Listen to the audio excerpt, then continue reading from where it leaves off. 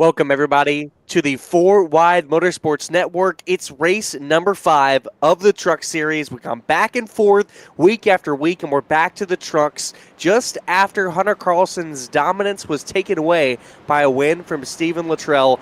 My name is Scott Shive. I'm joined alongside by Emmett Crow, Chris Norris, Chris Golden, and also joined by our excellent producer, Tracy Brown.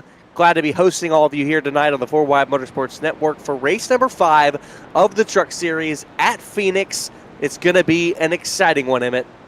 Yeah, it's definitely going to be exciting. And I know one driver that's really excited about this because he thought he was going to miss tonight, but I see him in the field. That's Mr. Landon Brown.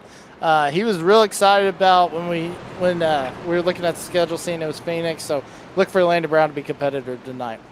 Well, and speaking of Landon Brown, you can see the quick grill grid here. It's Cansdale, Carlson, Brown, Cannon, and Paul Dillon, the top 5, as we're green for 110 laps here in Arendelle, Arizona. It is the 33 of Austin Cansdale leading them into 1. Carlson on the outside, Landon Brown sitting in 3rd, close behind. Yeah, we see Carlson try to get to that outside, trying to make a move. Ooh, man, already got a big one. Spin in the back. That is Colton Brenner, excuse me, who has also collected Dwayne Gale. So early caution on lap 1 involving the 14 and the number 6. It looks like it was a little too hot out of turn 2 for the 14 car. So caution waves very early.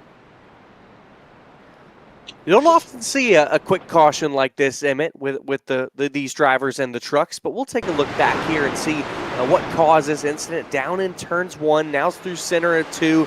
Looks like Brenner just gets loose to the 6 car.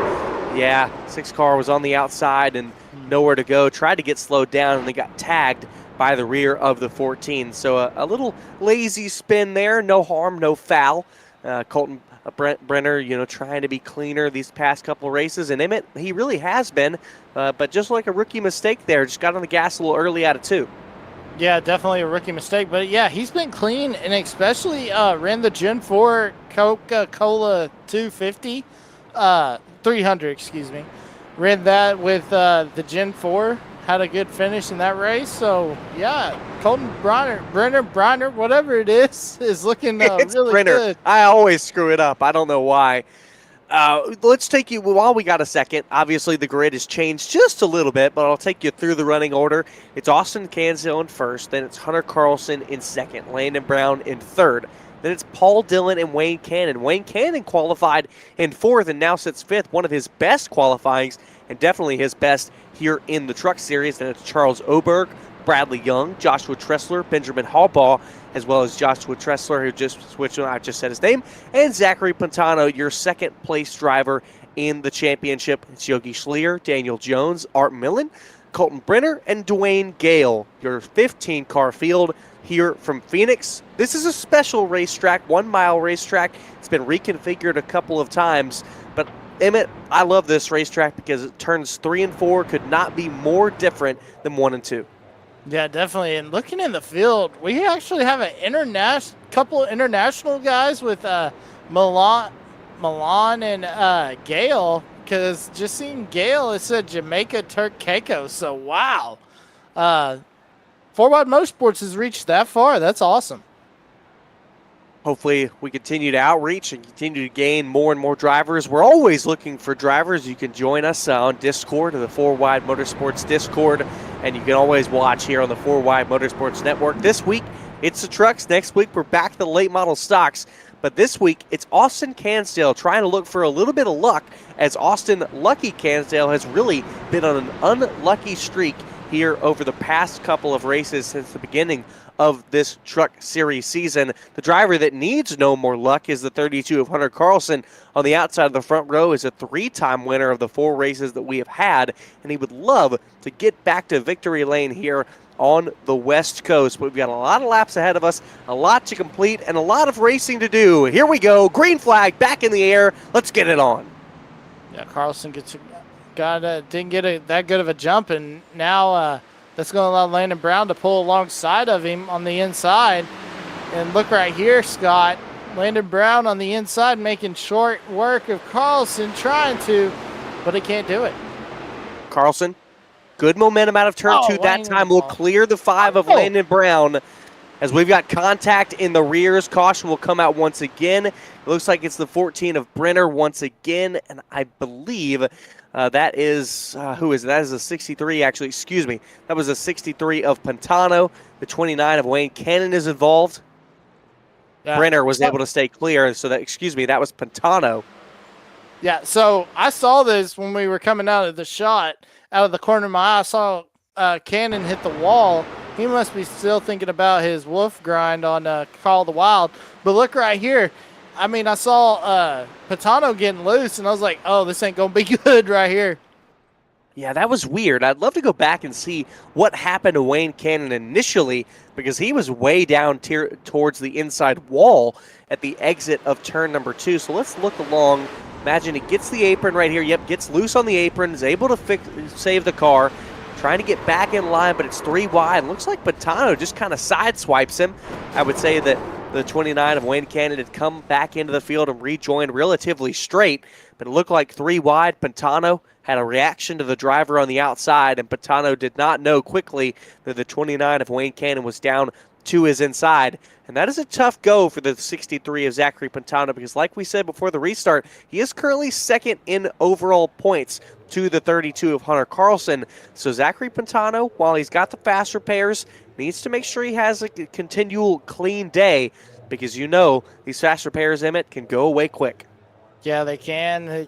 And, you know, we've seen it a lot in this truck series. Not as much. We've seen it more in the truck series, but more than the late models. But, you know, it can definitely go away quick. But you got to keep your nose clean and stay out of the trouble.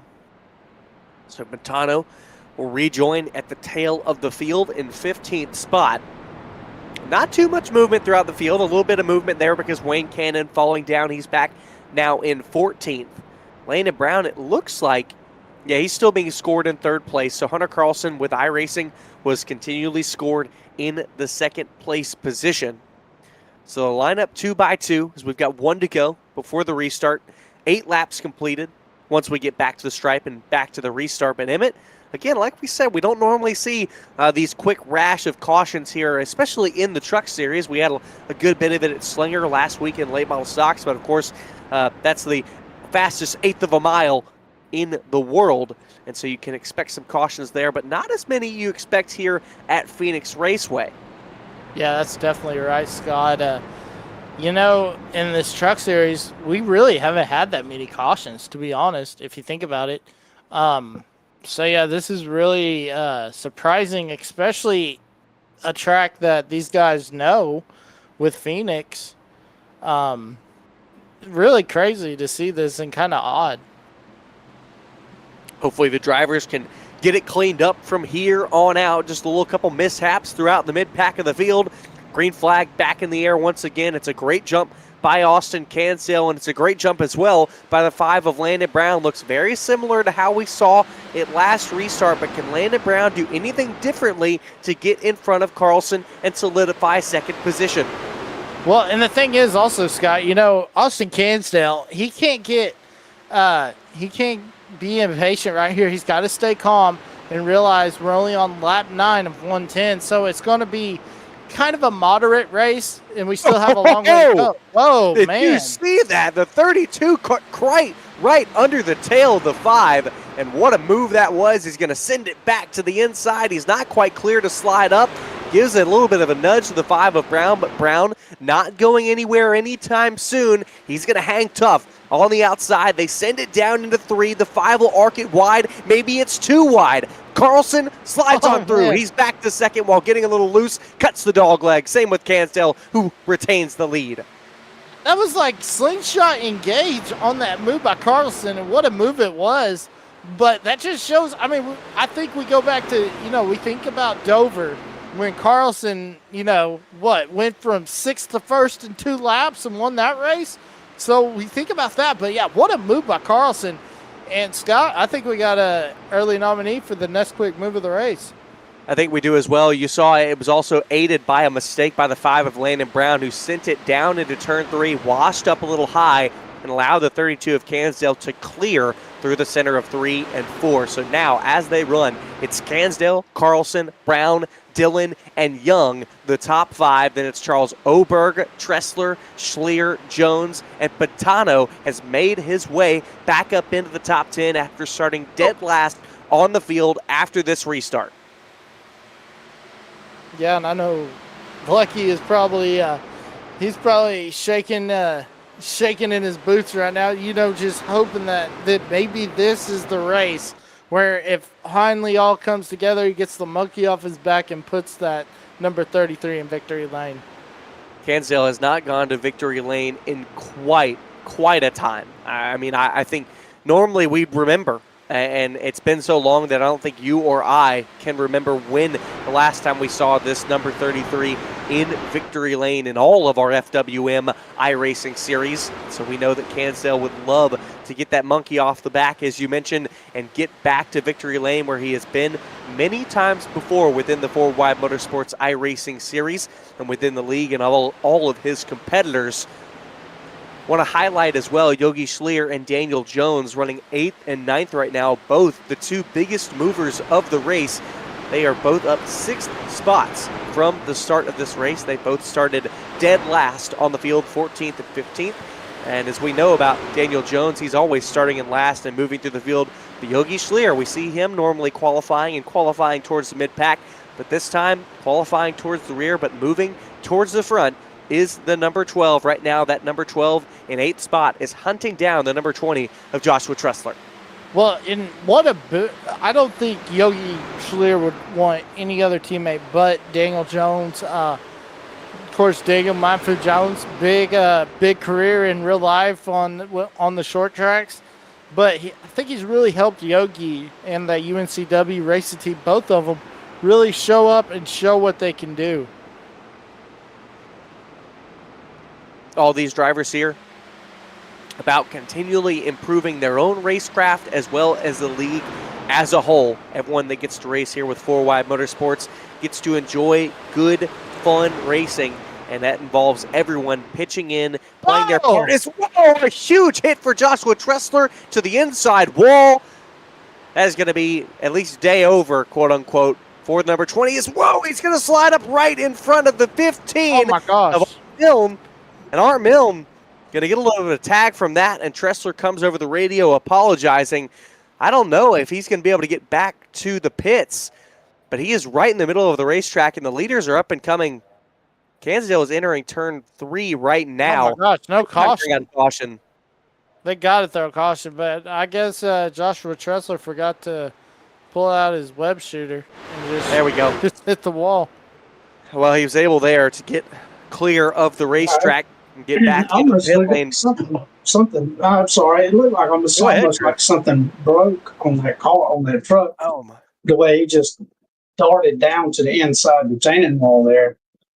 I mean, it was just all of a sudden from out of nowhere. I don't know if he blew a tire, something broke. Yeah, it looked he like just got loose. Just pushing right out of 2, gets loose right up towards the wall, and there was no time to save number 20. And then right here, there is no steering on that car, and Art Milne right there came right up into it, be a part of it. The 6th of Dwayne Gale got through. Oh my goodness, that was crazy. All the while we remained green. We were able to keep the racetrack clear when the leaders came through. So Joshua Tressler going to have to use one of those fast repairs. He's right now in the pits, serving the time for the tow to the pit lane. This is Landon Brown you're watching right now in the number 5, 6/10 of a second, now 7/10 of a second behind the 32 of Hunter Carlson. It's pretty even between these top 5 in terms of the gaps between them. In terms of lap times run, Landon Brown and Austin Cansdale, the only 2 right now lapping in the 27-second bracket. Hunter Carlson has peaked in and peaked out. That time it's a 27.97 for Hunter Carlson. So these top 3 running down in the 27.9s and to the 28.1s. They are your 3 fastest cars on track in it. Yeah, definitely. And Chris Golden, what are you seeing out there? Oh, man, I just came down to the pits to talk to Joshua Tressler. He said he came out of the corner there, just barely got in the throttle and it just came out from under him. He wanted to let everybody know it is very, very slick coming out of turn 4 or turn 3 or 4 right there. So that's exactly. Thank you, Chris. That's exactly what I thought, Scott. The way that truck looked, it looked like he just got loose after hitting the wall. So tough break for Tressler and the Spider-Man number 20. But now we see Yogi Schlier trying to move up on Charles Oberg. Yeah, I'd agree with you. Turn 2 is very deceiving, and its exit, it's much flatter than 3 and 4, and so it's easy to get on the gas, get on it early, try to power down the back straightaway and carry all the momentum you can into turn 3, and sometimes it's really easy to get on it early, as we see an excellent pass here by Yogi Schlier, but it's a crossover back to the inside move for the 77 of Oberg. That was an excellently executed move from Oberg. Yeah, definitely. And, I always think about the old layout, Scott. We had, that was turn 4. And that's where everybody tried to set, if you were going to set somebody up, that's where it would be because it was so flat. But, yeah, now it's turn 2. And like you said, you don't know what it's going to be like because it's flatter than the other part of the racetrack for sure. So Oberg able to stay clear and hold in 8th position in front of Yogi Schlier. Wayne Cannon, after the incident earlier with the 63 of Pantano, trying to work himself up through the field. He's up to 10th spot. And speaking of Pantano, by the way, I was just about to mention him. He's currently in 6th spot, battling for a spot in the top 5 with the 89 of Bradley Young. And look just now, it's the 17 of Daniel Jones on the outside, battling for this as well. Scrapes the outside wall, entering 3. This is going to wash him up high. But Pantano and him will exit side by side in a battle for 6th place. Yeah, and if they're able to catch up to the 89, you can make this a 3-way battle for the 6th spot. But right now, Bradley Young able to hold on to that. Sorry, the 5th spot. Right now, Bradley Young able to hang on to that final position in the top 5. But Daniel Jones, guys, he's looking good on the long run. This is your best battle on track. We'll remain with it for the moment, but I do want to make a note. Hunter Carlson is hunting down the 33 of Austin Cansdale. We'll remain here. There we go. There's this battle. Carlson getting ever closer. Earlier, the gap was 0.7 of a second between them. Now, it's just under 0.2 of a second now between these two. Cansdale has led since the drop of the green flag. All 28 laps completed so far. But look at Carlson. He's got a good run. Turns down the hill, looks to the inside here in turn 2. Not quite to the inside this time as Cansdale will send it up high, try to carry momentum up on the outside lane. Cansdale and Carlson battle it wheel to wheel. Yeah, and almost a drag race down that long front straightaway. But as you go into turn 4 back straightaway, as you go in turn 4 right here, Cansdale able to get the momentum. I thought Cansdale hit the wall. And I was surprised that he was able to, react so quick and keep that lead because I thought Carlson was going to blow past him. I thought so too. I want to watch this again here. Watch Carlson. I want to watch the difference in the lines these two drivers run here through 3 and 4. You can see they both enter towards the bottom, but Carlson really sends it way higher than the 33, almost a lane higher, closer to the wall than the 33 of Cansdale. And that's what allows him to carry that momentum down the front straightaway. I'm going to bring in Chris Golden here as we battle for the lead. Chris, do you think that extra oomph that the 32 is pushing up towards the wall is going to have any effect negatively on his right side tires maybe later in this run? I believe it could. It's definitely a possibility here at Phoenix, the way this track is shaped. It's really going to eat on those right sides really hard. It's one of those where the closer you get to the wall, the more you're eating up those tires because this place really takes a lot of debris up top. So it's really going to just see how it pans out towards the end, if it works out or not. He may know something we don't know. He may know something we don't as we're almost wrecking the 89 of Bradley Young. He's going to, it looked like he was going to save it for just a moment. But Bradley Young on the back straightaway is going to keep it straight, but the caution is out nonetheless. Just as we were watching that battle for the lead, Carlson had gotten so close. And this was that battle we were watching before we switched to the battle for the lead, Emmett. It was the battle between Pantano, Jones, and Bradley Young. And it all started on the front straightaway when they were 3 wide. Yeah, we got to take a look at the replay right here, Scott, and see what happened. Because, like you were saying, we were watching that battle happen, and all of a sudden, we had this little spin out. Oh, man. Who's that over there on the pits that almost spun out?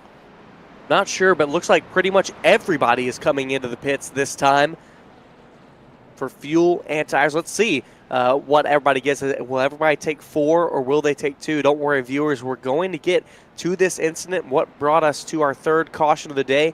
Want to make sure we cover these pit stops and see if anyone makes any gambles or if everybody goes for a straight-up 4-tire stop. Up front, right sides for the 33. Left sides. Just came from the pit road here. Go ahead, Chris. Just came from pit road. We were actually just told that newcomer Dwayne Gale has disconnected. So Dwayne Gale out of the race early after starting towards the rear, getting involved in an early lap 1 incident. Not able to race anymore. So it looks like the 33 of Cansdale will retain the lead out of the pit lane. For a second, it looked like the 32 of Carlson had beaten him off of the lane, but our eyes deceived us. And producer Tracy Brown, do we have a look at that incident with the 89 of Bradley Young? I think this is it right here. This is it. So this is these 3. It was Daniel Jones, Pantano, and the 89 of Bradley Young. Young trying to hold off these other 2 drivers while settling himself in 5th spot. Here we go. This is when it happens. 3 wide for the 17, 89, and 63. Here into the turn, you're going to see a little bit of contact between the 89 and the 63. That's going to send the 89 of Young up into the wall. He's going to try to turn it down the hill, keep momentum going, and he's going to make contact with Jones that gets him sideways. That looked like, actually, Scott, that Patano just ran. I don't think he touched Monfu. I think Patano just ran into the back of him. I thought that was the case when I was watching it live on my iRacing feed. I thought that for just a moment, it looked like the 89 of Young kind of cut across the nose slightly of the 17 of Jones. Patano was close, but not quite close enough to make contact, but he was faster. So you saw the incident that put us under our 3rd caution. The first round of pit stops have been complete, and we'll get the green flag back in the air, and we're back underway from Phoenix. Yeah, look at that launch that Cansdale gets. I mean, he's a man on a mission tonight for sure, Scott. Cansdale, the man on a mission. Cansdale's hungry, that's for sure. I mean, because you have to go all the way back before Iowa since he's hit victory lane. So. Well, I got to tell you another driver that is hungry as he gets a little squirrely out of turn 2. It is the 63 of Pantano. Was so close in the early stages of Dover, dominated that race, but was unable to convert it to a victory. Now he's on the bottom, 3 wide with Landon Brown. He gets in contact with Landon Brown. Brown is backwards on the back straightaway, and caution's going to come out once again. That 14 got hung up in that as well. So I don't know who that was on. Yeah, well, we watched it live right in front of our feed, and we'll rewind and take another look at it.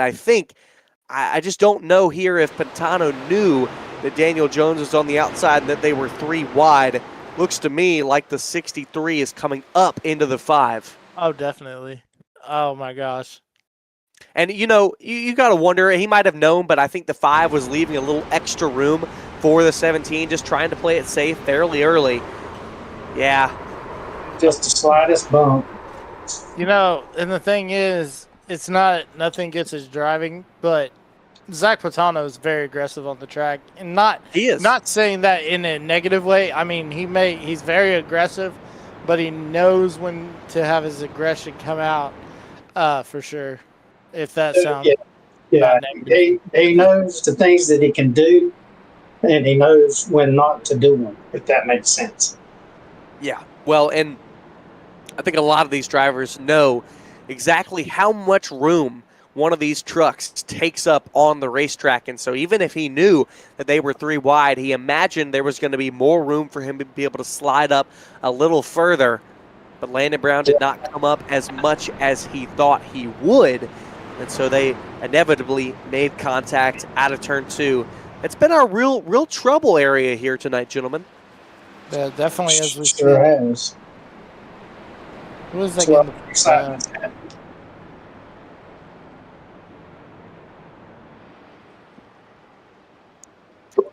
So going back to the 3 wide incident, I actually went and spoke with Bradley Young about that, with his little run-in with Patano and Mindfu a few laps prior. Bradley said he got into the corner a little hot, went up. Obviously, we saw there he got into Patano. He said he could not tell if Patano had given him some assistance and turned him across Mindfu's nose or not, and I could not reach Patano for comment. So we'll leave that to our imagination. Ooh. Well, Well, good we got reporting, big Chris Colton. imaginations up here in this booth now. We can get imaginary. Well, we need You Emmett and both the Chris's, y'all are my brainstorm magic. Y'all do the imagining and come up with our theories and relativity. imagine All the while, all these Imagine that. drivers, all the drivers double file once again. 40 laps complete. Will come to start lap 41 across the start finish line next time by. And it looks like right now, I know iRacing does not have the shoes, so it looks like at our moment of caution, Carlson had taken the lead. So it looks like we might have our first lead change of the day, and it might have already happened. Let's see what goes on here at the restart. Can Cansdale possibly take it back? Green flag back in the air. It's going to be a good jump from Carlson. Cansdale is going to fall to second, and Paul Dillon is looking on the inside for possibly to take that second place away. Yeah, and then also this is going to be very interesting, Scott. How does that 33 truck handle the dirty air? We saw what it could do in clean air, but how does it handle the dirty air? It's something we'll have to continue to watch along for as we get into this run after our 4th caution of the evening here from Avondale, Arizona and Phoenix Raceway. And look at Charles Oberg cutting down all the way as far down as you can towards the dog leg. There is no out of bounds here at this racetrack. Anything with asphalt is somewhere that you can race. So these drivers will use up everything to their advantage all across the while. Look who's side by side, Daniel Jones and Bradley Young. They're back together after contact earlier, the 17 and the 89. So watch that closely as well to see if there's any more contact between the two of them. And look at that, Wayne Cannon has moved back up after getting involved in an early incident in the second caution of the evening. From 14th, he's back up to 7th and within the top 10, trying to do better than his qualifying position of 4th. But the 29 has done a great job so far of eliminating some of the drops in position from that mistake. Yeah, and Wayne Cannon. He's been in several little incidents this evening, and it's surprising that they're able to keep that thing on the track. Yeah, and Wayne Cannon, he missed the Gen 4 race Friday night because he was out wolf hunting with his cousin. So, such a good experience for Cannon, but glad to see him here in the desert, back in the truck. There we go. Cannon looks to the inside of Bradley Young, who got a little tight off of turn 4. This time, into 1. Cannon gets a great run down on the bottom. Young not going to be able to combat it on the high side. Cannon slides into 6th spot. Young maybe peeking low a little bit, almost near contact between the two, but Young will slide up high, and that's going to open the door for Pantano. He's back. Yeah, and now they're almost 4 wide as Landon Brown thought about taking it 4 wide, and what a coincidence. Young is plummeting through the field right now, guys. He's probably got damage on that car somewhere. Truck somewhere, excuse me. These are trucks. He's running significantly slower lap times than the rest of the field right now. Benjamin Hallball, he's going to get tight out of turn 2, and that's going to open the door for the 89 and the 5 to go slip up the inside and take those positions back. Landon Brown trying to recover from the incident with him and the 63. The 5 is currently up to 9th spot so far. Yeah, the 5 is really coming up there, trying to get up on Bradley Young. Benjamin Hallball almost hits the wall. There's a little tire smoke going up in the back, but great racing all over this track. Great racing all over the racetrack. Here we go. Good run for the 5. It's going to put them wheel to wheel, Young and Brown. Brown going to send it up the inside. Looks like there's just so much grip down on the yellow line. And Young is going to give the 5 a tap. Young showing the nose, looking to the inside in 3. This is aggressive for some mid-pack racing. This is the battle for 8th spot. Yeah, and also, I mean, what a slide job by Landon Brown to slide up in front of Bradley Young, but did get the little contact, and now he's able to maintain the 8th position.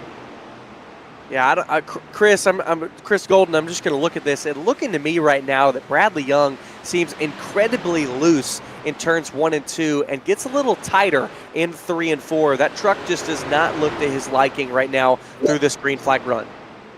Yeah, you are 100% correct. I actually just went in and spoke with their crew a second ago.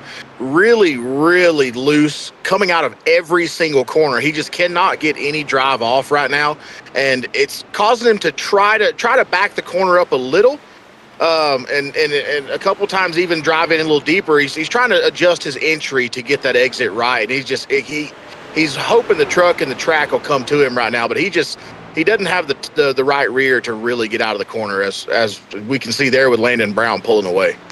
Well, and that's the thing also, and that's the worst feeling as a driver. When you do have a loose truck or loose car, I mean, it feels like just any wrong move, like any, if you step on the throttle too hard and don't feather it, you'll go around and you just feel like you're going to spin out at any time in the race. Well, guys, there too, track conditions are going to start changing some too, because that sun is now off of this track surface, so that may be playing a role in the setups on these trucks. Yeah, these trucks always fix setups here in 4Wide Motorsports, but obviously you can make little changes here and there. As look at this, we've got quite a squabble for the 4th spot. It's almost a 4-way battle. It's Jones, Oberg, Cannon, and Pantano all here. And there we go. Wayne Cannon makes contact with Oberg, and Pantano's going to get a little bit of a piece of it, and we're under caution once again. Yeah, that's unfortunate, because the 77 was doing so good. And hopefully Oberg having one of his best nights. Yeah. To get that fast repair and get back out on the track. And he's got plenty of time to move back through the field, so it's just one of those things.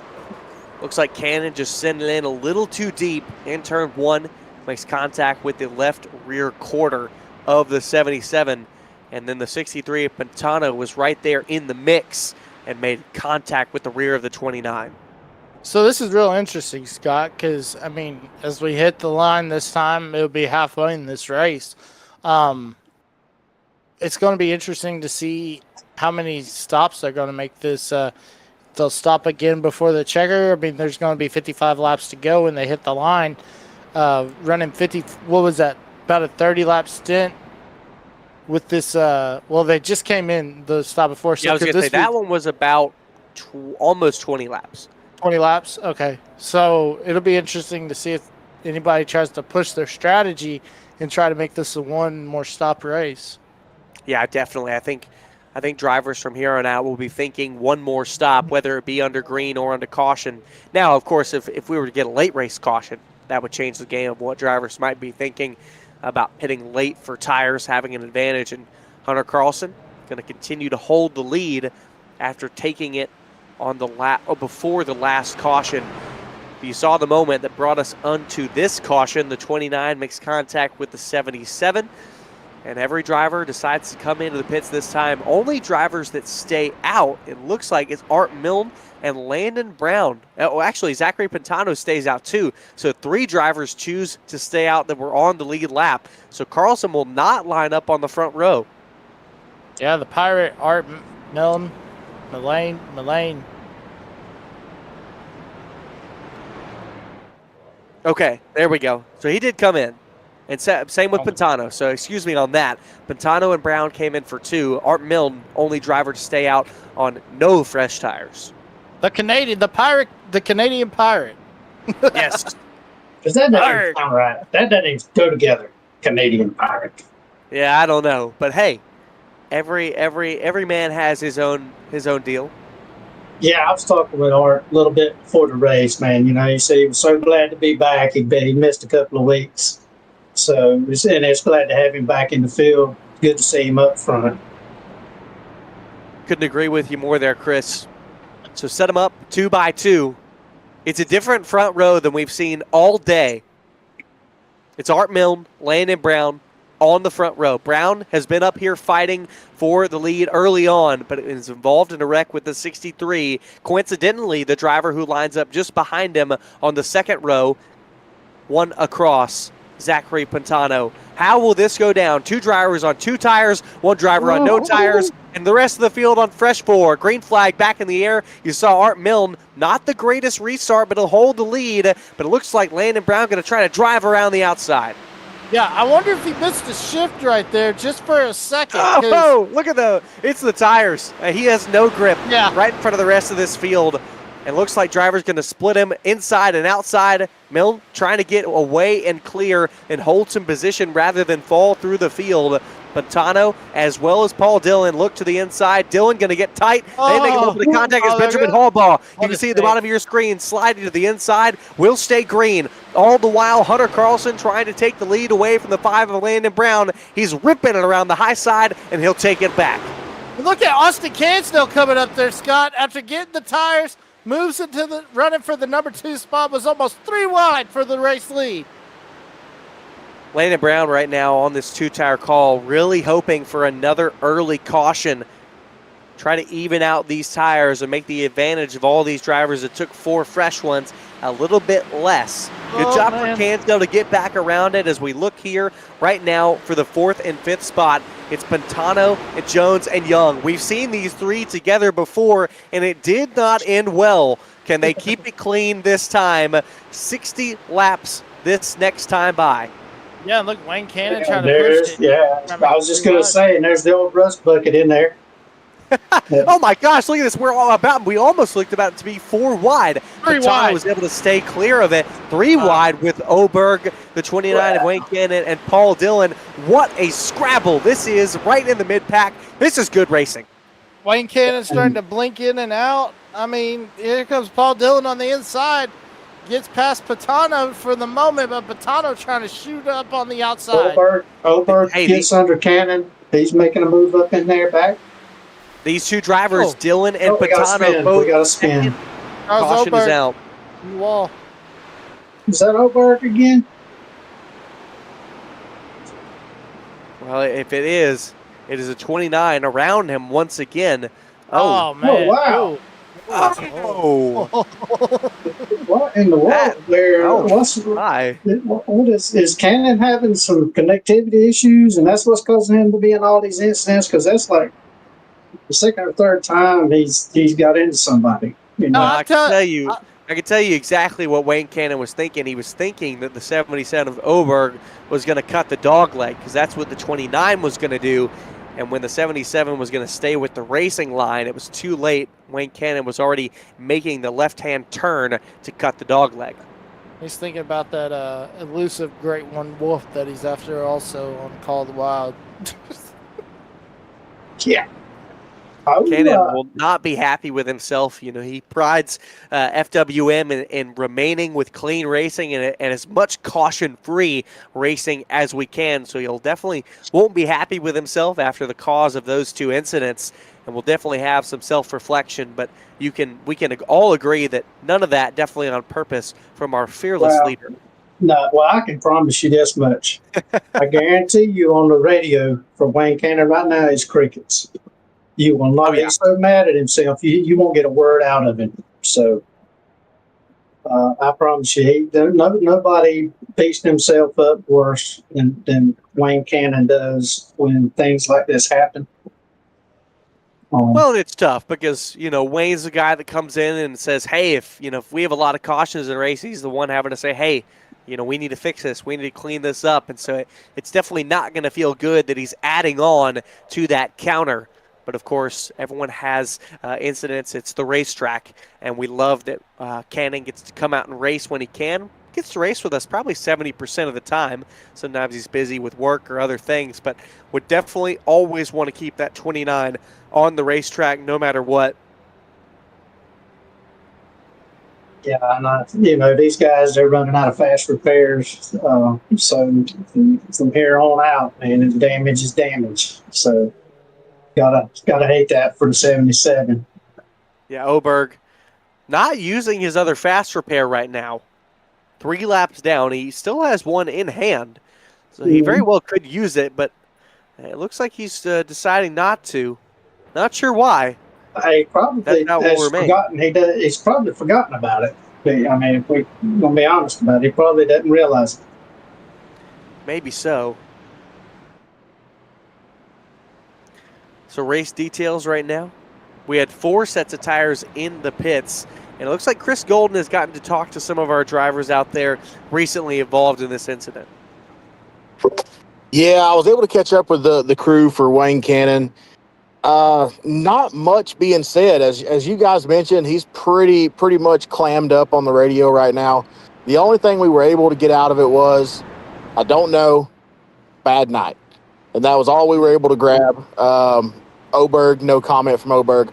But there is a rumor going around the pits. I have not confirmed this yet, but if Landon Brown took 4 tires on this pit stop, he may be out of right side tires.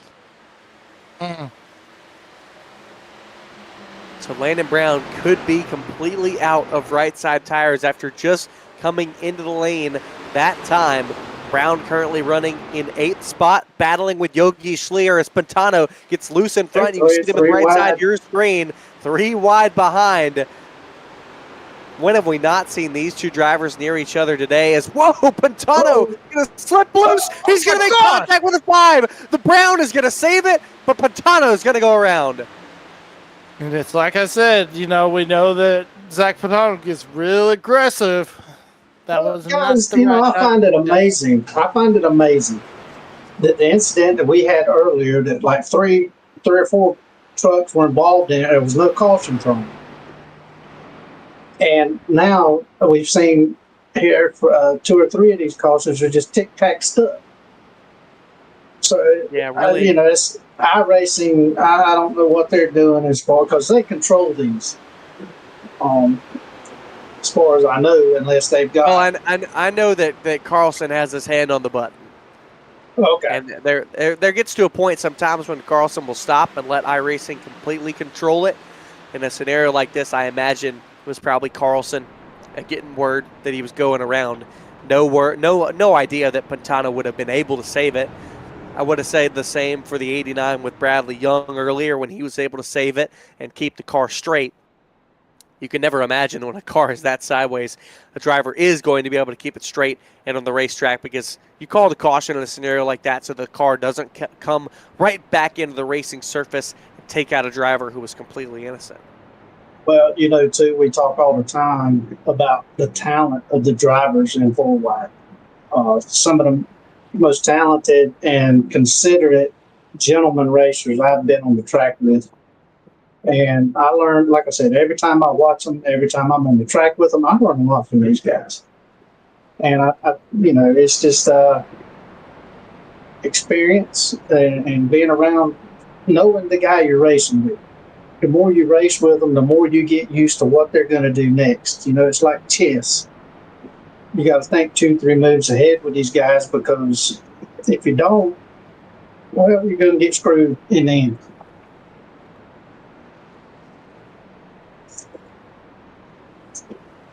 Well, and I can attest to that for sure as well, racing a lot of these drivers. very considerate, like you said, but sometimes there are just nights like these where you try to push the issue just a little bit, and it's a little bit of a step over the edge. Bradley Young, remember we were talking about him earlier, falling through the field, Emmett? Well, through all the cautions and everything with cycled with tires, he's in third place. Yeah, There's that old rust bucket right there in fourth.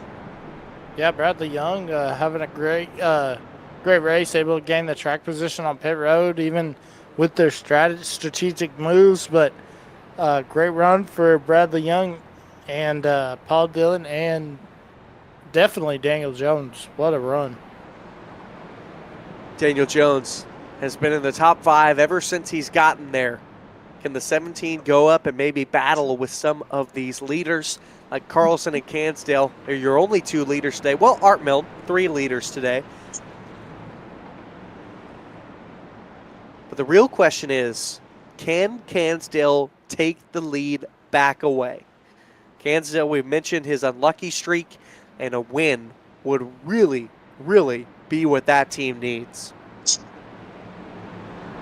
These guys are going to have to start sorting that out, because we're coming to 41 to go. So 41 to go. It's coming down to the wire. Laps continuing to click off. Green flag back in the air. Let's get back at it. Wow, that was kind of a bad restart there. To the 32. Yeah, look at Yogi Schleer coming up here, Scott. I mean, he's trying to get the draft from Landon Brown, and he's trying to get up there as Landon Brown's trying to battle his teammate for that 5th spot. Brown battling with Jones. They're right behind. Meanwhile, it's side by side for third. Paul Dillon sweeping in the 113 on to third. He's going to pull the crossover on up high. Slide job, and he'll hold it. Daniel Jones trying to turn through as well. So Bradley Young, who was just slated to be in third on the restart, is now about to possibly be in 5th and is going to be under attack from the 5 of Landon Brown, who's looking high. Yeah, Landon Brown trying to get to the inside. He's going to try to cut the track right there with Bradley Young, but he's able to just follow Young, as now we see Daniel Monfu-Jones. He's able to power it, though, on that outside line, guys, and he's able to get it. They're almost 3 wide coming down the backstretch. Jones uses the high side out of turn 2 to pull away. He pulls into 4th spot. Bradley Young has fallen into 5th. Now he gets into the wall. Jones is in the wall. I think he's got a tire down, guys. Jones almost magneted the car to the wall. The friction slowed him down off of turn 4, and all of that forward progress he had gained so meticulously over this race gone in a moment. He's down in 10th. Tough break for Monfu. Had a great run going, and I wonder if that was a hardware connection, equipment malfunction or something, because that truck just went straight into the wall like something broke. Well, it's like what I've seen with the super late model bodies. When you get into the wall, I mean, it is almost like it's 2 neodymium magnets have stuck together. The only way you can get off it is by slamming on the brakes. Watching along here, this is inside the top 5. Both of these positions now, actually, excuse me, it's right outside of the top 5. It's Brown and Pantano. We've seen them around each other before. We've seen them make contact before. The last caution was Pantano getting into the 5 after getting loose out of turn 4. We as well look along here with Joshua Tressler. This is the battle back way in the field. Tressler, 14 laps down, so this is not a battle for position for the 20, but obviously on fresher tires. Yeah, definitely, but you used a big word that I was not familiar with, Scott, talking about the magnets. But I mean, yeah, I was going to ask, what kind of magnets? They're like the strongest rare earth magnets. Okay. Neodymium. I used to watch a lot of YouTube videos, and they would use magnets to test iPhones and all this weird stuff, and they would try to mess with the stuff, and they would always say, neodymium magnets. They're like the strongest magnets that are, I think they're not electromagnetic. They're the strongest raw earth metals. Oh, God, don't let me get around one of metal jerk to hit clean out of me.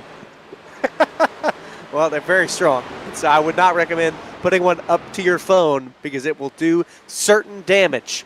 Drivers trying to keep away from certain damage here at Phoenix Raceway. We've gone fairly clean and green here in the second half of the race. We've had a few individual spins, but no true big incidents. Of course, up front, it's still Carlson, Cansdale, Paul Dillon, Bradley Young, and look who has entered the top 5, Yogi Schleer. What a day this has been for the 12. Yeah, great run from Yogi. He's looking for 4th right now. Yeah, he's doing a great job. And that's the thing, UNCW Racing is really coming alive in this race, and now he's working, trying to get under Bradley Young for the 4th position. If something happens, guys, and we get into a late race situation, Yogi's going to have a shot to possibly steal this win away. Yogi definitely could have a shot. Got to get around Bradley Young here. Good momentum out of turn 2, but it's not going to be enough to draw side by side with the 89. So Young going to be able to hold that 4th spot right now. Pantano creeping in less than 0.2 of a second as Joshua Tressler tries to go around the outside of Landon Brown. Again, Tressler 14 laps down, not a battle for position. Yeah, I think Magnet got him right there too. So I was just thinking that he's getting out of the way, trying to get not cause any problems for Mr. Landon Brown as he tries to make his way back up to the front. Well, and I want to look back in here again with Yogi Schleer. He's under attack from the 63 of Pantano. Pantano trying to get back into the top 5. He's been in and out of it all race long. But he needs to solidify himself with some good, solid points because, again, Pantano runs 2nd in the championship, but he's 33 points behind your championship leader of Hunter Carlson, and Carlson is leading the race. So he's already looking to advance his championship points lead, so Pantano needs to get as many points possible to lessen the gap, lessen the advantage of the 32. Now he's to the inside of the 12, and this time in 1, he'll slide up. The 12 will look to the inside across the field. It's not going to be enough to pull the crossover, so Pantano into 5th. Yeah, Pantano moves into the 5th position. And now, and once again, Scott, it's Pantano and Young coming up on a side-by-side battle. How does this play out? Well, if it weren't for the 17's incident with the wall earlier, he would be up in this fight as well. But Pantano clearly has a fast truck, but has really been his own worst enemy this evening. You got to wonder if he hadn't have gotten involved in some of these incidents and pushed the car too hard and spinning himself out, if he would possibly also be a contender up front with Carlson and Cansdale. Yeah, and you know what he's saying? He's probably saying, please tell me why. I'm my own worst enemy. But anyways, as we see Pantano try to get to the inside, and he's going to try to slide up in front of Bradley Young, takes away the number 4th spot. Takes the air off the nose of the 89 and solidifies himself into the 4th position. Young not going to be able to battle back here this time. So it's 26 across the stripe this time. It's Pantano into 4th. And I gotta highlight the lead right now. Carlson is leading now by 2.2 seconds over Austin Cansdale. Cansdale has had no pace enough to battle with this 32 ever since he took away the lead. Yeah, definitely. But, in our race the other night at Charlotte, Hunter dominated Charlotte so much so that we just, we called the race a little early. He lapped the field. So he's always fast. Doesn't matter what he's behind the wheel of, he's going to be a contender. I can contest to that, and we've seen it. Race in, race out in the trucks, in the modifieds, in the ARCA series, and as well in the Gen 4s. He's been up and all around, and he's battled up front in mostly all of them. Here's the 29 of Wayne Cannon, trying to battle back after incident early on. This is the 5 of Landon Brown right in front, and this is the new battle for the last spot in the top 5. Paul Dillon, I did not notice Paul Dillon he dropped out of the top 5. He was running in 3rd. Yeah, he sure was. He came into the pits. Wow. So I wonder if it's Yeah, close. all on his own. No mistake, no nothing. Just came into the pit lane off of 2. And now we see Wayne Cannon coming in. So this is those pit stops we might have been talking about. These drivers have been out there right now for 33 laps. So this might be a controlled green flag pit stop. It might be a planned green flag pit stop. And we might have seen the 113 of Paul Dillon pull the trigger on that, and other drivers now having to answer the call. Yeah, I think Paul Dillon was just trying to find a way, Scott, trying to jump the 33 and 32. But that might have been a little that's bit a great too move. early. Yeah, I it's a don't know. great move. I'm surprised more haven't pitted at this point. Mhm. They've been out there for 34 laps. We've only got 22 to go. This could theoretically get the 113 in front of Austin Cansdale. I think Hunter Carlson has too big of a lead that the 113 would be able to jump just off of fresh tires. But again, you never know. Carlson could have something go wrong in the pit stop. He could be a little fast in the lane or a little slow into the box. You never know where a driver can lose time, and caution is going to wave, and Wow. Paul Dillon and those that have pitted are 1 lap down. Wow. But the good thing is he'll get back on he'll get the free pass. He will, but he'll have to remain behind all these drivers that are going to pit ahead of him. Wow. So any driver that stayed out, the biggest beneficiary of this is Art Milne. Had not pitted and moved up to 5th by staying out, and he's on the lead lap. So what's the caution for? I don't know. Interesting. Let's go try to look.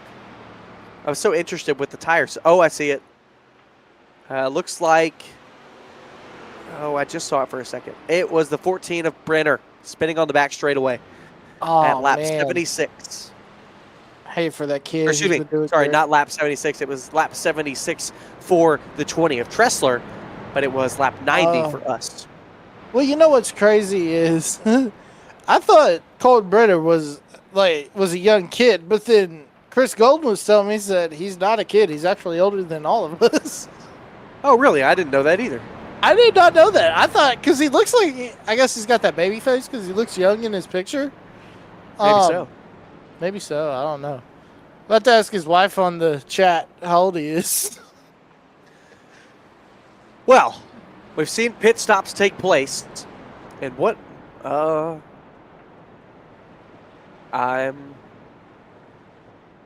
wondering this right now. Carlson is letting a lot of drivers pass. Wow.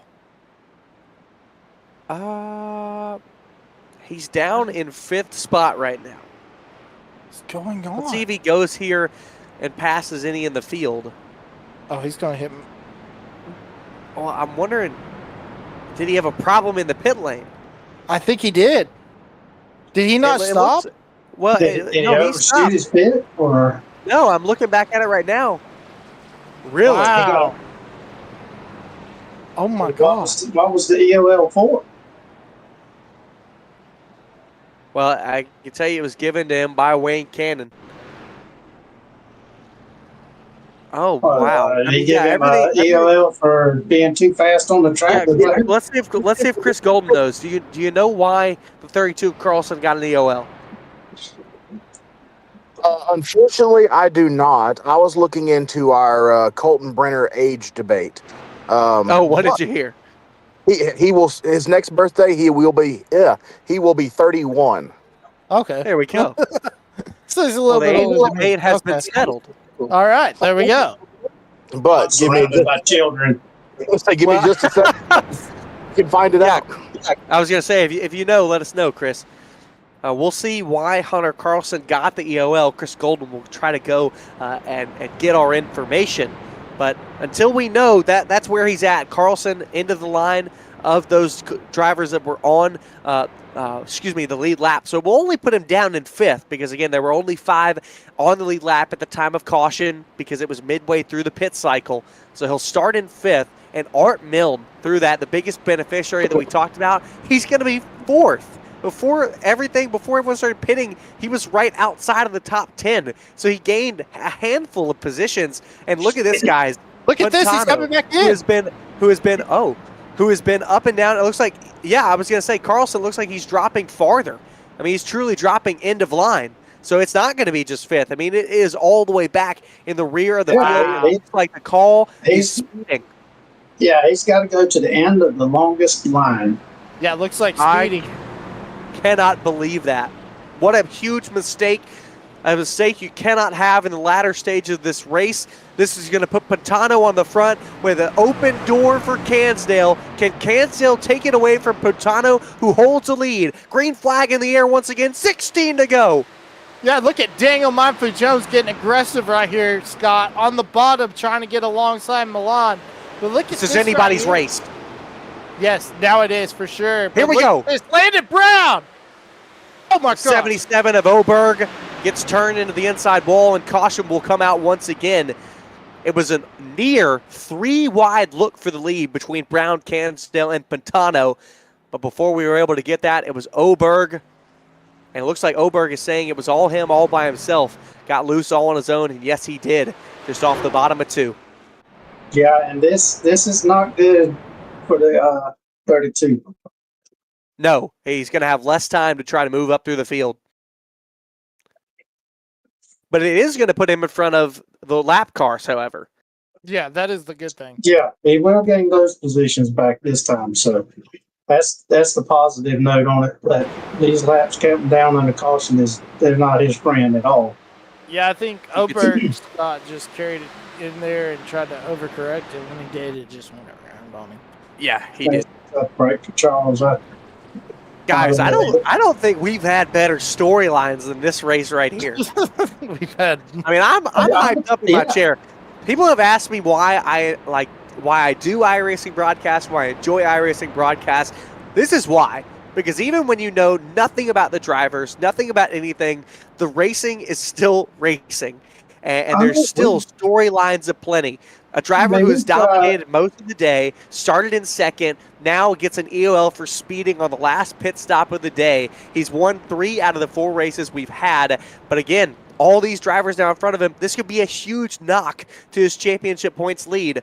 And speaking of the championship points, the driver in second is the one now leading.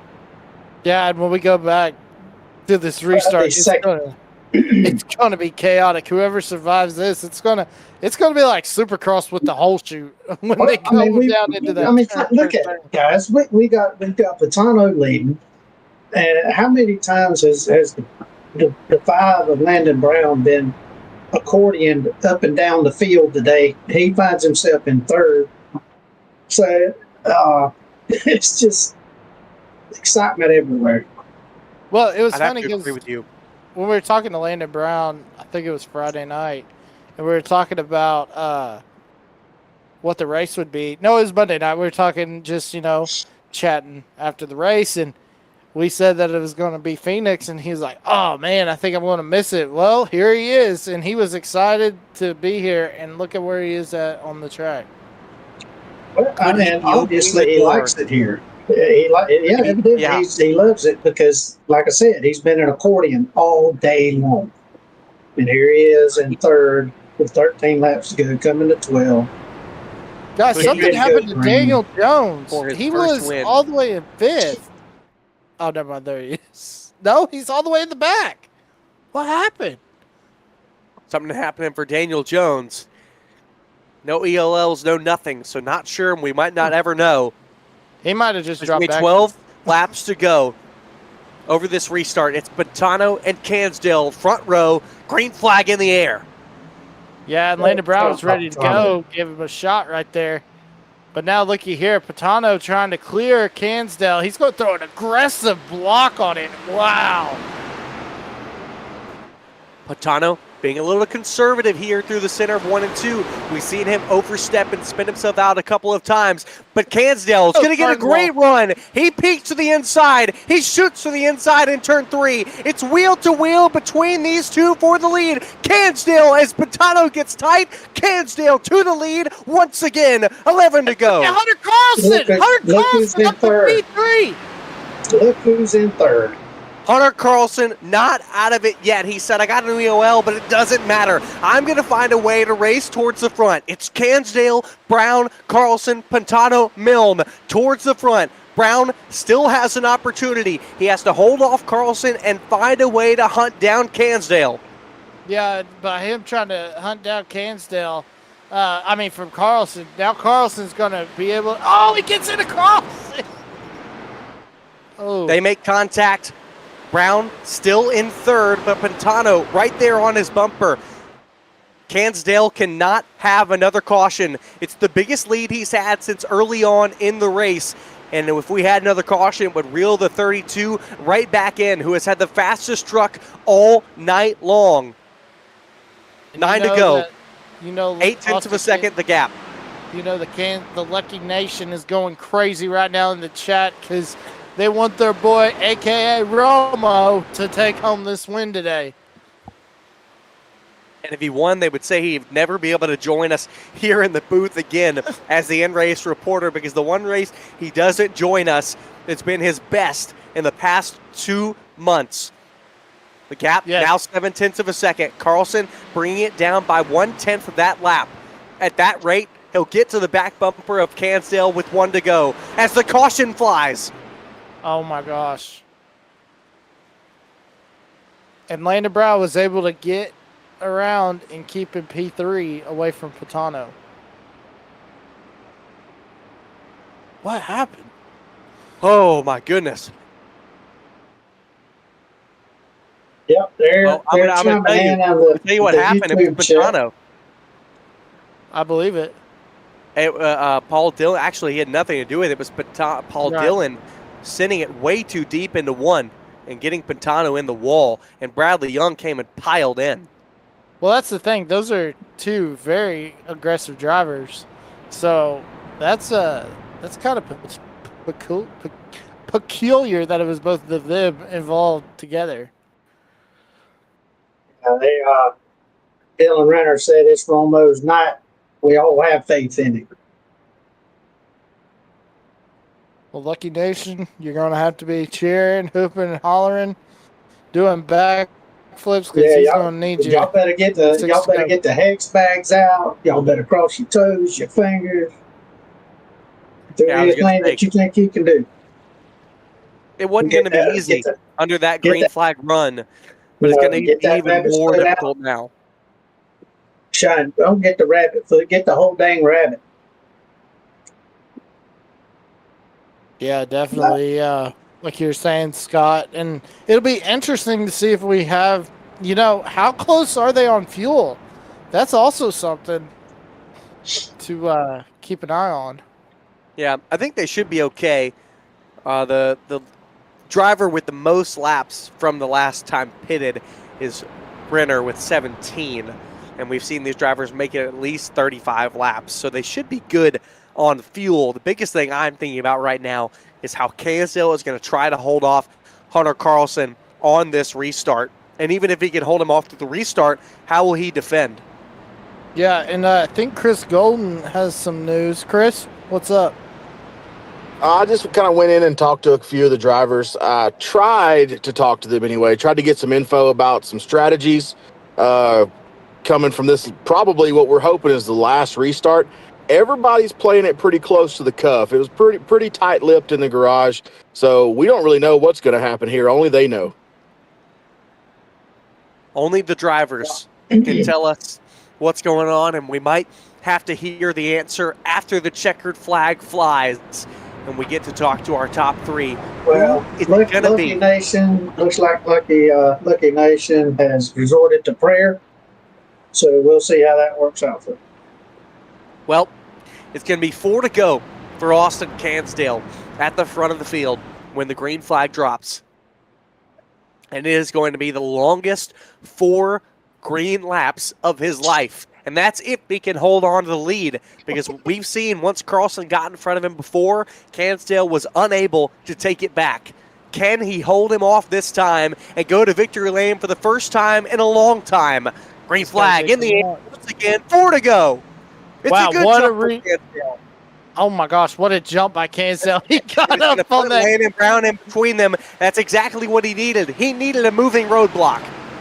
That's exactly what I was thinking. And I was like, maybe Landon will give him a shot to push him out in front of Hunter. But, man, what a restart by Austin Cansdale. Couldn't have executed it more perfectly. Now Carlson has to contend with the 5 of Landon Brown before he can even think about getting to the 33 of Cansdale. Carlson has a good run on the outside of Brown this time. He looks to the outside and 1 to rip the high side. Sends it in. And this is going to help Austin Cansdale right here, these two side by side. Yes, it is. These two side by side. Cansdale is loving this, but they're side by side no longer. The moving roadblock only lasted a lap and a half. Now it's only Cansdale and Carlson. It's all raw speed now, and Carlson's going to tag the wall just a little bit. He's going to keep the momentum up. It's 0.5 of a second, the gap between these two leaders, and it's only 2 laps to go. Yeah, and Austin's hoping that everybody keeps it clean as we come down the backstretch. Coming to the white flag, Scott. Cansdale, his heart must be beating out of his chest. White flag this time. Carlson, 0.4 of a second back. He cuts the dog leg, looks to the bottom to gain as much ground as he can. Carlson will send it in, down on the paint, this time by Cansdale, running the smoothest lap of his life. Lucky Nation has been looking for this for the past 2 months, and Austin Lucky Cansdale returns to his staple name as Carlson tries to send it in from deep. It's not going to be enough. It's Austin Lucky Cansdale putting back in victory lane. He wins at Phoenix in the trucks with 4 Wide Motorsports. How about that? Austin Lucky Cansdale gets his first career win in the trucks. Unbelievable job. Oh, He finally beat Hunter Carlson. man, Carlson probably only needed, I mean, that was a deep send in 3. That was golly. It almost put them side by side across the line. And I just want to add, he put Eastern Technical Design in victory lane. I know our producer, Mr. Tracy Brown, is happy to see that. Got a big old smile on his face seeing that. How about that? Well, maybe now the monkey is off of Lucky Nation's back. Oh my goodness. I'm out of breath, Wow. guys. That was interesting. Well, Cansdale is going to burn this one down for sure, and it's much deserved. He started on pole, led early, and then with an incident and a problem for the 32 of Cansdale, it is put, excuse me, for the 32 of Carlson, they put Cansdale exactly in a position that he needed to be, but he had to execute there, guys, and he executed with perfection. Well, and the thing is also, we're also going to say, I think we have our next quick move of the race was that restart. Because, I think so too. That was the best restart he could have done all year long, and what a move. And, man, if Carlson would have pulled that off, that would have been the move of the race. But I think that restart wins for sure. That restart, absolutely. The next quick move of the race, the top 5, Cansdale, Carlson, Brown, Dillon, and Art Milne. Good job to Art Milne. We'll get you the rest of the results and the interviews with our top 3 following this break.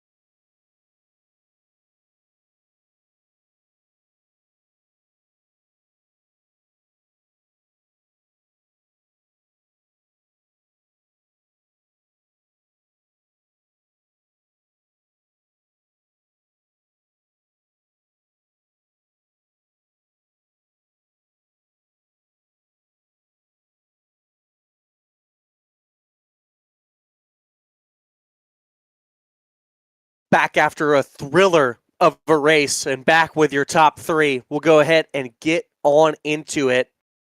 Landon Brown finishes in third after starting in third. But Landon, this is a bit of an up and down race for you. You got caught in a couple of incidents. And what was it like having to work through the field those couple of times? And do you think if that might have been different, if you could have possibly battled for the lead? Yeah, but I came into practice and we weren't the fastest really. It took a little bit of time to find the speed, but once we did, we were pretty consistent. But we just got caught three wide there early on, and there was nothing much we could do. We were kind of using who we had to pinch, and it just didn't work out, and we got spun and kind of ruined our pitch strategy a little bit. So we took a gamble and came down and just took fuel, saved a set of tires, and it ended up working out in the end, and we trapped a few cars a lap down. So it was fun working our way back to the field, though.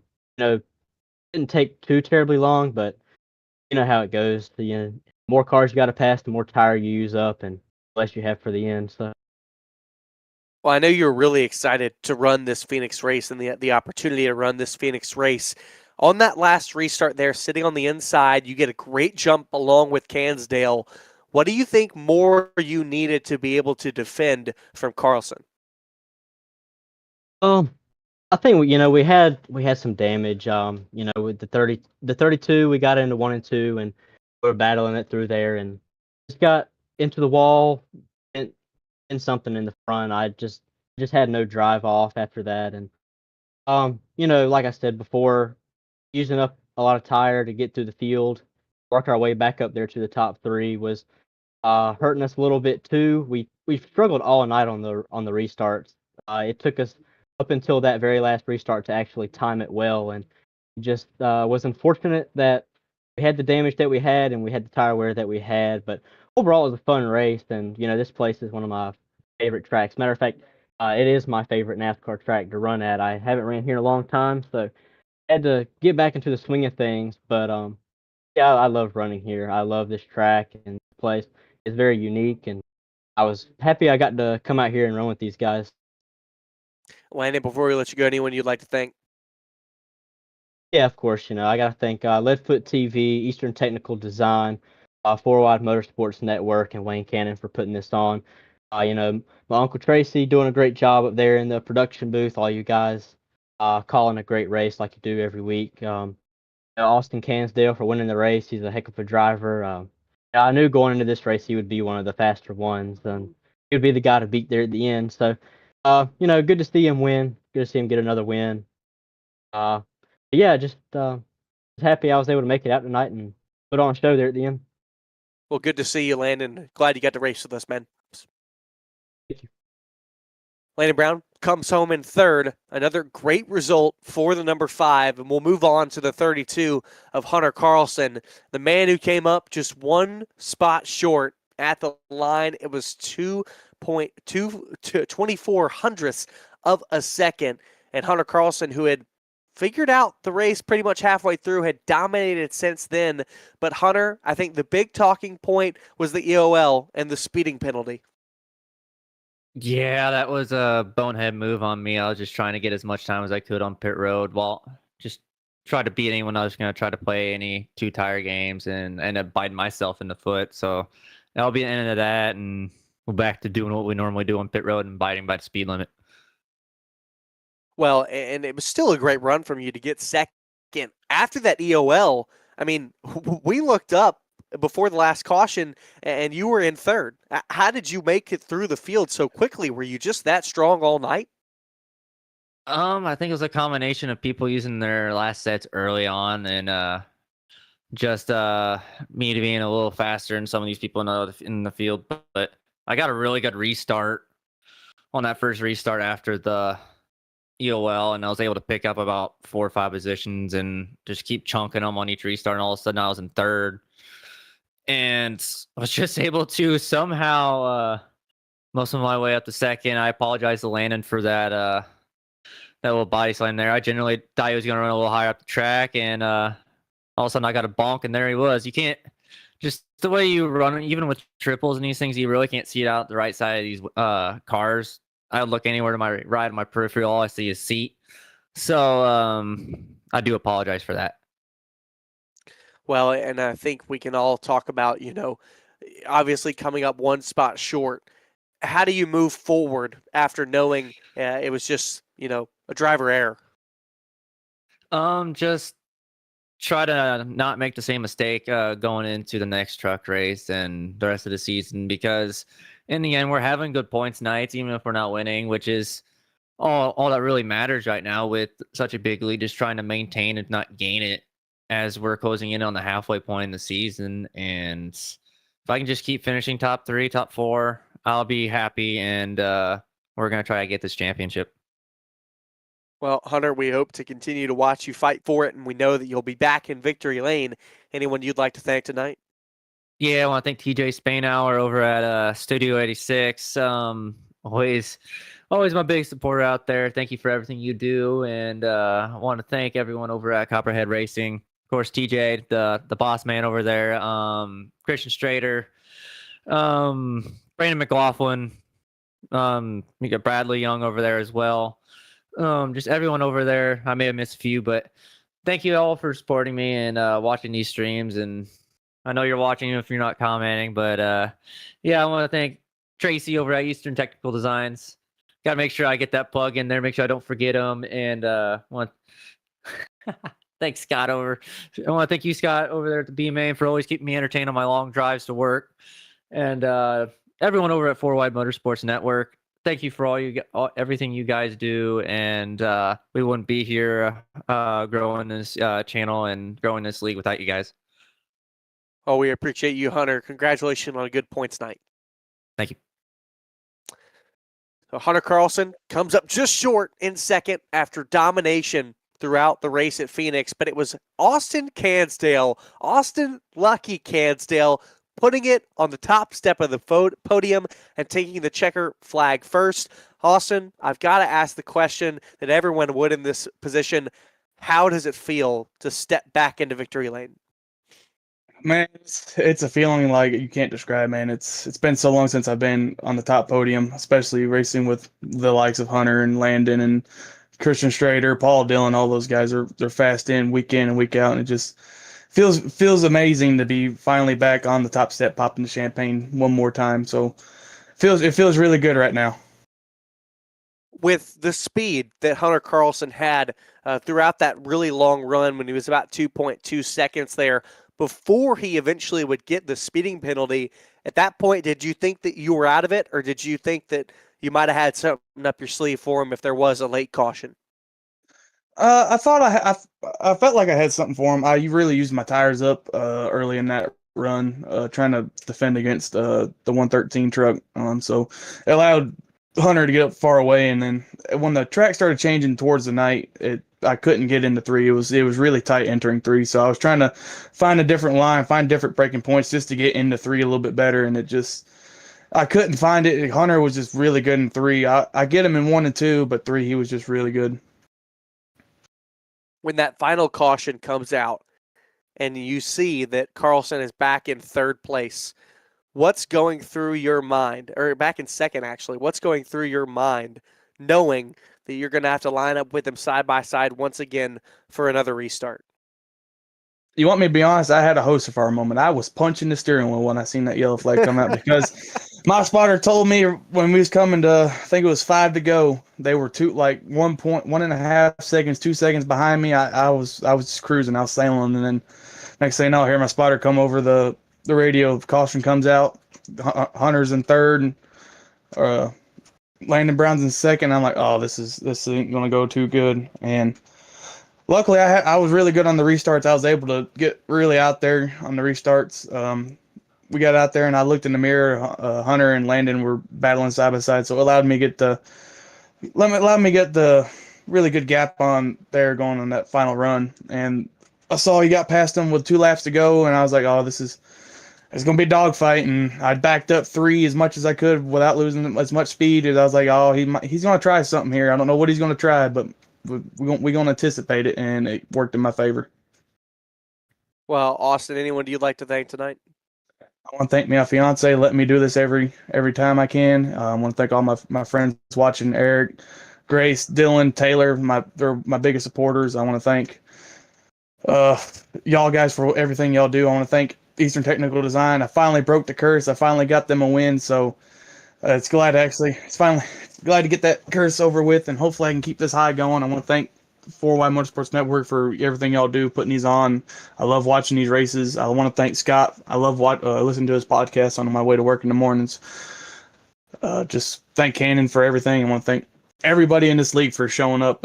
I love having these 16 car fields. I know Friday I couldn't make it, but I heard it was only an 8-car field, so hopefully we can get these numbers back to 16, 20 plus drivers and bring on good shows like we had tonight.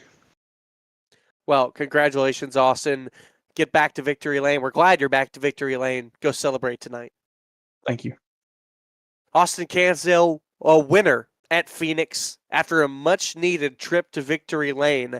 Let's get you our final results from the evening here from the Truck Series at Phoenix. It was Austin Cansdale, Hunter Carlson, Landon Brown, the top three, then Paul Dillon bringing it up in fourth, and Art Milne, who got a little bit lucky staying out before that caution when the midway through the pit cycle, he gets his first top five of the season. Daniel Jones brings it home sixth with Wayne Cannon, Bradley Young, Benjamin Hallbaugh, and Zachary Pantano, the end of the top 10 and the last of the lead lap cars. Then it was Colton Brenner, Yogi Schleer, 13th, Charles Oberg, 14th, Joshua Tressler, and then it was Dwayne Gale, your last car starting the race. And of course, Doug Pachter joined us but did not come to the grid. What a race it was, and my other commentators have had to dip out. They had to run away. So I'll actually step over to Tracy for this one. Tracy, what was your thoughts overall through the night and the race here at Phoenix?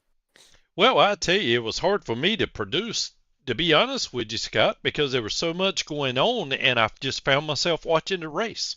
I mean, it was these might be virtual vehicles, but it was still a great race to watch, and it's honestly much better than what NASCAR seems to be putting on these days.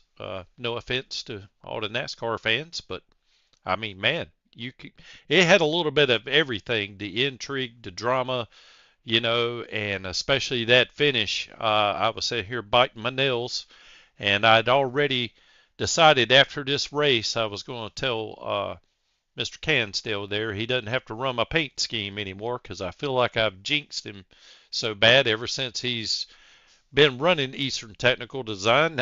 He has lost his lucky middle name and it turned into Unlucky Cansdale. So anyway, it was just a fabulous race. Really hard to produce because there was so much going on and so much action, so much competition all the way through the pack here. But a wonderful race overall. I thought it was an excellent race as well. And we talked about our Nesquik move of the race early on with that final restart that Austin Cansdale put on, able to pull the 5 of Landon Brown on through so that he could contend kind of what we said, the moving quote-unquote roadblock for Hunter Carlson. And it worked out in Austin Cansdale's favor. That'll do it for us here tonight from Phoenix with the 4Y Motorsports Irish Series of Trucks. Go ahead, Tracy. Oh, sorry. I didn't mean to interrupt you there, Scott, but I did. The owner, Wayne Cannon, has asked me to put up a little flyer here just to let everyone know 4Y Motorsports are always looking for drivers. Whatever it is that you're kind of interested in running, they probably have a league here, whether it's iRacing running on Monday and Friday nights or NASCAR 25 on Tuesday, Wednesday, Thursday, and Sunday nights. PC and PS5 only. And we do have drivers of all different skill levels. And also, we just had an event that got canceled from lack of participation this past Saturday night. So we want to throw this up too. The date will be wrong. This was something we were hoping to be able to do last Saturday night. I think we had like 14 guys to sign up to commit to racing this thing. But I guess for one reason or another, most of them had issues that popped up, and so it hurt the car count. And so this thing is going to be rescheduled, but love to have some guys join in here, do a little stadium truck racing at the Wild West Motorsports Park in the stadium trucks, the Lucas Oil Pro Light 2. Both the track and the truck are free. They come with the standard install with iRacing. So Well, you that's heard all it I here got, first. Scott. Come join us. Come drive with us. We always have some fun and get a little rowdy, but we're always fun. We're always clean, and these drivers love to have some fun on the racetrack. For all of my colleagues in the booth, Tracy Brown in production, Chris Golden, Chris Norris, and Emmett Crow, my name is Scott Shive. We'll see you next time on 4Y Motorsports Network. We'll see you this Friday for the Gen 4s and next Monday for the late model stocks.